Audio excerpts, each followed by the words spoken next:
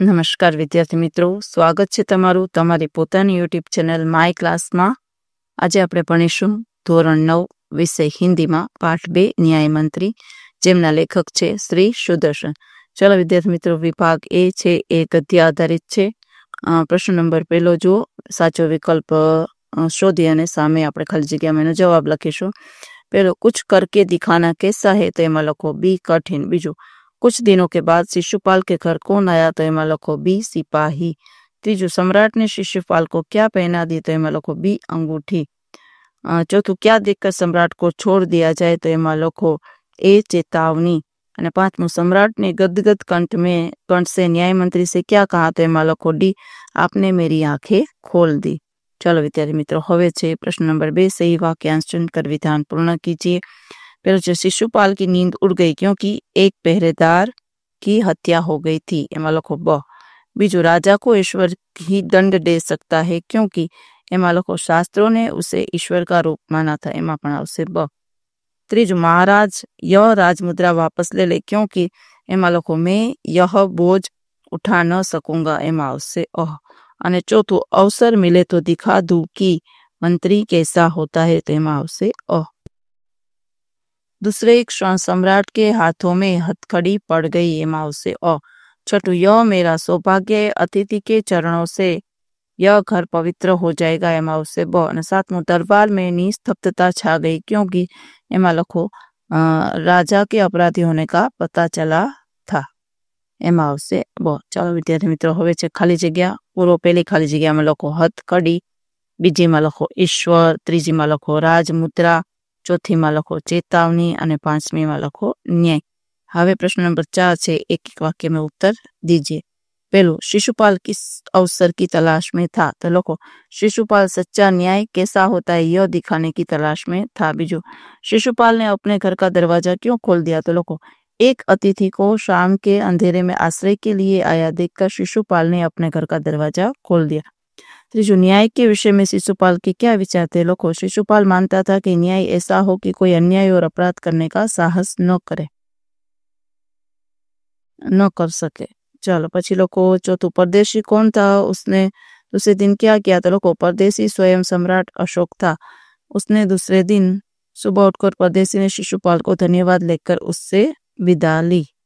पांचवा, सम्राट अशोक ने शिशुपाल को राजमुद्रा क्यों दी, तो लखो सम्राट अशोक ने शिशुपाल को न्याय मंत्री के पद पर नियुक्त के रूप में राजमुद्रा दी. छठो, राज्य में न्याय के विषय में परिस्थितियां कैसे बदल गई, तो लखो शिशुपाल के न्याय मंत्री होते ही राज्य में पूरी तरह शांति रहने लगी, किसी को किसी प्रकार का भय न था. पछी सातवें, लखो पहरेदार की हत्या होने पर शिशुपाल की स्थिति कैसी हो गई, तो लखो पहरेदार की हत्या होने पर शिशुपाल की नींद उड़ गई और अपराधी का पता लगाने के लिए उन्होंने दिन रात एक कर दिए. आठवां, अपराधी का पता चलने पर शिशुपाल ने क्या किया, तो लखो सम्राट अशोक को गिरफ्तार करने का आदेश दिया. प्रश्न नंबर 5, निम्नलिखित प्रश्नों के 2-3 वाक्य में उत्तर लिखिए. तो लखो सम्राट अशोक ने शिशुपाल को दरबार में क्यों बुलाया, लखो सम्राट अशोक शिशुपाल को न्याय करने का अवसर देना चाहते थे. शिशुपाल को राज्य का न्याय मंत्री बनाने के लिए सम्राट अशोक ने उसे दरबार में बुलाया. जो न्याय मंत्री ने अंत में क्या निर्णय दिया, तो लखो न्याय मंत्री ने सम्राट की फांसी की सजा दी, परंतु उनके स्थान पर सोने की मूर्ति को फांसी पर लटका देने का आदेश दिया. प्रश्न नंबर 6, निम्नलिखित प्रश्नों के उत्तर 4-5 वाक्यों में लिखिए. सम्राट अशोक ने न्याय मंत्री की खोज कैसे की, तो लखो सम्राट अपने राज्यों को अपराध मुक्त करने के लिए सम्राट अशोक को सुयोग्य न्याय मंत्री की आवश्यकता थी. न्याय मंत्री की खोज के लिए उन्होंने एक परदेशी नव युवक का वेश धारण किया. घूमते घूमते वे ब्राह्मण शिशुपाल के यहाँ पहुंचा. शिशुपाल अन्याय प्रेमी था. न्याय किसे कहते हैं यह दिखाने के लिए उसने अवसर की तलाश की. सम्राट अशोक ने उसे अवसर दिया. हत्या का अपराध होने पर शिशुपाल ने निष्पक्ष व्यवहार किया. उसने सम्राट को मृत्युदंड देने की घोषणा की. उसके इस साहस और निश्चय व्यवहार से सम्राट प्रसन्न हो गए. इस प्रकार सम्राट अशोक ने न्याय मंत्री की खोज की. चलो प्रश्न नंबर 2 है, सम्राट अशोक ने न्याय मंत्री का पद देते हुए शिशुपाल को क्या दिया? तो लोगों, सम्राट अशोक ने शिशुपाल को अपने दरबार में बुलाया। उन्होंने शिशुपाल से कहा कि मैं आपको न्याय करने का अवसर देना चाहता हूँ।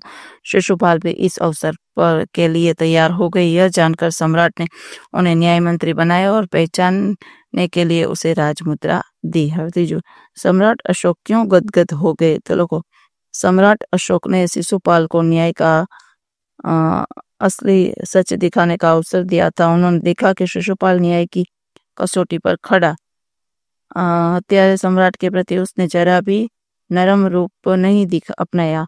अपने अपराधी सम्राट को मृत्युदंड देने की घोषणा की। दंड देते समय शिशुपाल ने जरा भी हिचकिचाहट नहीं दिखाई। अपने साहसपूर्ण और निष्पक्ष व्यवहार से उसने सम्राट का दिल जीत लिया। इस प्रकार न्याय मंत्री के रूप में शिशुपाल को सफल होते देखकर सम्राट गदगद हो गए।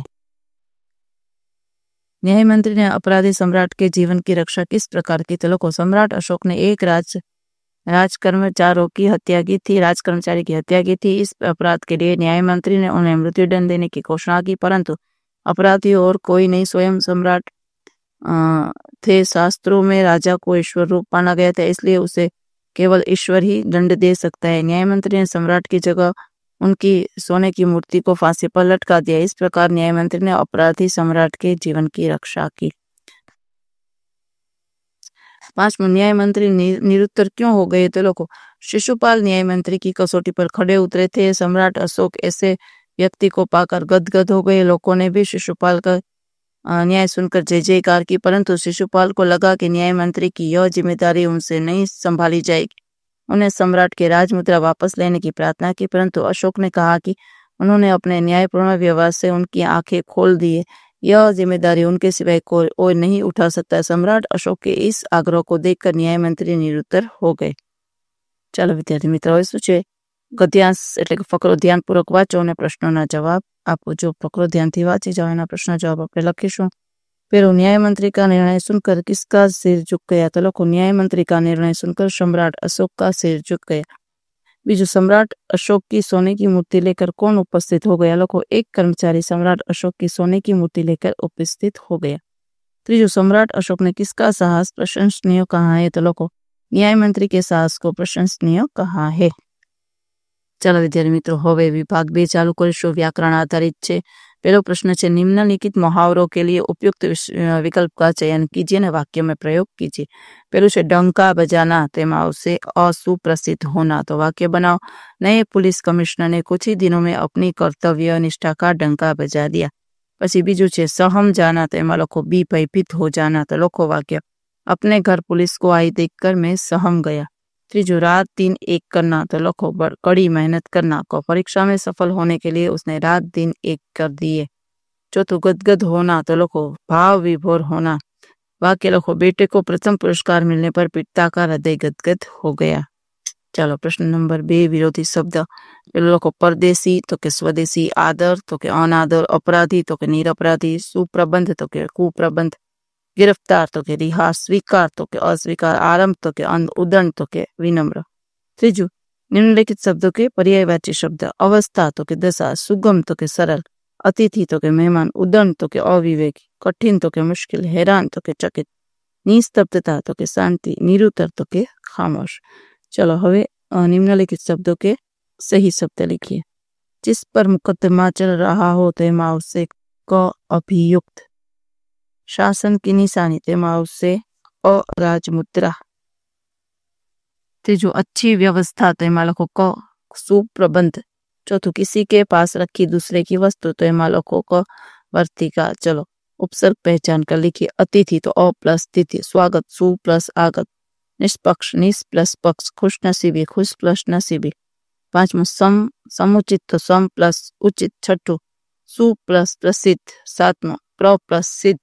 8वां, उपस्थित। 9वां, नी प्लस स्तब्ध।